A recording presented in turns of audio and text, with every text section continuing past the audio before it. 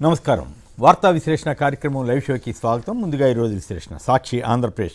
కూటమి సేవలో ఘనాపాటి, చంద్రబాబు విధ్వంస కుట్రలో ప్రధాన సూత్రధారి, పల్నాడులో హింసాకాండకు ఐజీ త్రిపాఠి వత్తాసు అంటూ సంచలనాత్మకమైన కథనాన్ని సాక్షి ఆంధ్రప్రదేశ్ ఎడిషన్లో బ్యానర్గా ఇచ్చారు.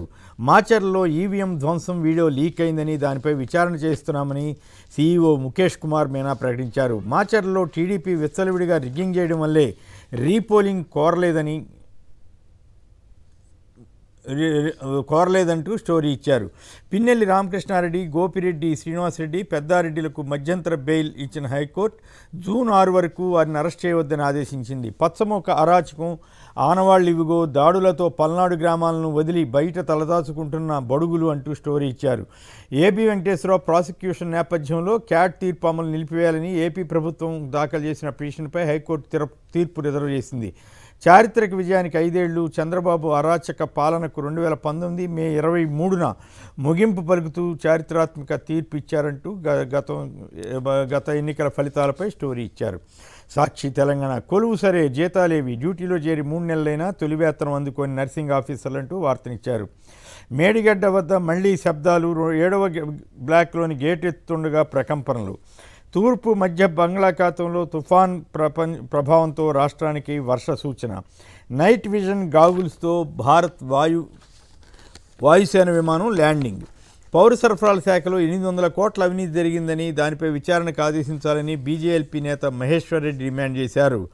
షభాష్ కామ్య 16 ఏళ్లకే ఎవరెస్ట్ను అధిరోహించిన తొలి భారతీయ పిన్న వయస్కురాలు. ఈనాడు ఆంధ్రప్రదేశ్. ఈవీఎం ధ్వంసం ఘటనలో పీఓ, ఏపీఓ సస్పెన్షన్ వార్తను ఇచ్చారు. తీరానికి దూరంగా అల్పపీడనం తీవ్ర తుఫానుగా మారే అవకాశం. పాల పిండక ముందే నెయ్యి గొడవ, ప్రధాని పీఠంపై ఇండియా కూటమిలో కొట్లాటంటూ ప్రధాని మోడీ వ్యాఖ్యానించారు. బూతుల వారీగా డేటాను వెబ్సైట్లో చేరిస్తే ఎన్నికల ప్రక్రియకు ఆటంకం కలుగుతుందని కేంద్ర ఎన్నికల సంఘం సుప్రీంకోర్టుకు తెలిపింది. ఈనాడు తెలంగాణ. ప్రజారాజ్యంతో చెలగాటం, నకిలీ మందులకు మార్కెట్గా రాష్ట్రం, ప్రజల ప్రాణాలే ప్రాణంగా వ్యాపారం అంటూ స్టోరీ ఇచ్చారు. ప్రైవేట్ ఇంజనీరింగ్ కాలేజీల్లో కన్వీనర్ కోటా సీట్ల భర్తీలో ఇష్టారాజ్యం అంటూ మరో వార్తనిచ్చారు. 6వ దశ ఎన్నికల ప్రచారానికి తెర. రేపు 58 స్థానాలకు పోలింగ్ జరగబోతోంది. అంతర్జాతీయ కిడ్నీ రాకెట్ సూత్రధారి, హైదరాబాద్ వైద్యులు ల్యాప్టాప్లో గుట్టు అంటూ స్టోరీ ఇచ్చారు. ఏసీపీ ఉమామహేశ్వరరావు అక్రమాల చిట్టాపై ఏసీబీ దృష్టి పెట్టింది.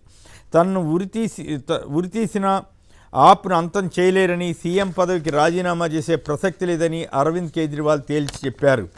నమస్తే తెలంగాణ. పాలమూరులో మరో రాజకీయ హత్య. 6 బయట నిద్రిస్తున్న బీఆర్ఎస్ నేతపై గొడ్డళ్లతో దాడి. ఈ ఘటనకు మంత్రి దూపలేదే బాధ్యతని కేటీఆర్ ఆరోపణ. ప్రభుత్వ ఆసుపత్రుల్లో మందుల కొరత, 2 నెలలుగా నిలిచిపోయిన సరఫరా. విత్తనాల కోసం రైతులు పడిగాపులు పడుతున్నారంటూ స్టోరీ ఇచ్చారు. వెలుగు. తెలంగాణలో భూ కబ్జాలు, అవినీతి, డ్రగ్స్, గంజాయి కల్తీలకు సర్కార్ చెక్ పెడుతోందని, ఎక్కడికక్కడ తనిఖీలు చేపట్టిందంటూ వెలుగు దినపత్రిక ప్రముఖంగా కథనాన్నిచ్చింది. వరంగల్ హెల్త్ సిటీ టీమ్స్ డిజైన్లపై సీఎం రేవంత్ రెడ్డి అసంతృప్తి వ్యక్తం చేశారు. దొడ్డువడ్లకు బోనస్ ఇవ్వబోమని తాము ఎక్కడా చెప్పలేదని, జూన్ 4 తర్వాత బీఆర్ఎస్ పార్టీ మూతపడుతుందని మంత్రి కోమటిరెడ్డి వెంకటరెడ్డి అంటున్నారు. బీజేపీకి మహిళలంటే గౌరవం లేదని, వారిని సెకండ్ క్లాస్ సిటిజన్లుగా చూస్తున్నారని రాహుల్ గాంధీ అన్నారు. వార్త. యుద్ధ ప్రాతిపదికన మేడిగడ్డ మరమ్మతులు చేపట్టాలని మంత్రి ఉత్తమ్ కుమార్ రెడ్డి ఆదేశించారు. తడిసి మొలకెత్తిన ధాన్యాన్ని ప్రభుత్వం బేషరతుగా కొనాలని కేంద్ర మంత్రి కిషన్ రెడ్డి డిమాండ్ చేశారు. అబూజ్మణ్లో జరిగిన భారీ ఎన్కౌంటర్లో 7 మావోయిస్టులు మరణించారు. ఆంధ్రప్రభ. రుణమాఫీకి నిధులెలా, ఎల్ఆర్ఎస్ అమలా లేక భూముల అమ్మకమా అనే యోచనలో ప్రభుత్వం ఉందని కథనాన్నిచ్చారు. తెలంగాణకు సంబంధించి పుకార్ల పుట్టగా మారిన సోషల్ మీడియా అనర్థాలకు కేరాఫ్గా మారిందని, దాన్ని నియంత్రించేందుకు చట్ట సవరణ జరగాలంటూ ఒక కథనాన్నిచ్చారు.